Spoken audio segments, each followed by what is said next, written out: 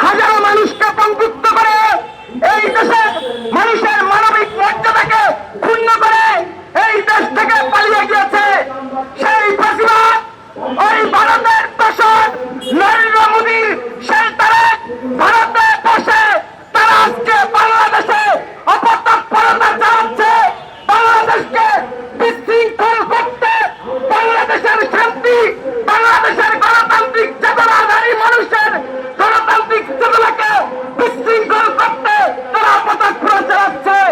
প্রিয় সমাবেশ, আমি আজকে আপনাদের মাধ্যমে বাংলাদেশের ফ্যাসিবাদী শক্তিকে জানিয়ে দিতে চাই, ফ্যাসিবাদের প্রশ্নে বাংলাদেশের 18 কোটি জনতা বিন্দু পরিমাণ আপোষ করবে না।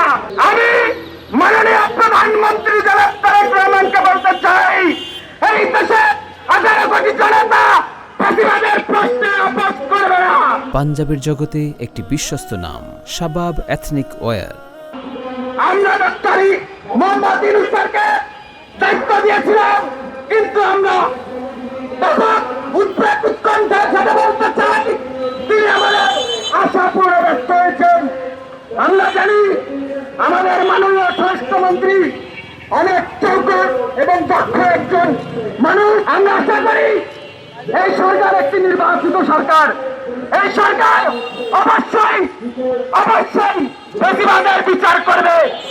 আমি স্পষ্ট করে বলে দিতে চাই, গণ অধিকার পরিষদ হয়তো সরকারের সঙ্গে আছে, কিন্তু এই দেশের মামাটি মানুষের অধিকার আদায়ের প্রশ্নে বিন্দু পরিমাণ আপোষ করবে না। এই বাংলাদেশে আওয়ামী দোষার্থের জন্য বিন্দু পরিমাণ আপোষ করবে না।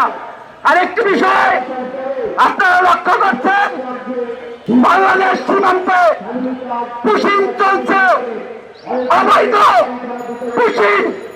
এই পুশিং বন্ধে আমি বাংলাদেশ সরকারকে অনুরোধ করব, আপনারা আন্তর্জাতিক মহলে কূটনৈতিক তৎপরতা বাড়ান।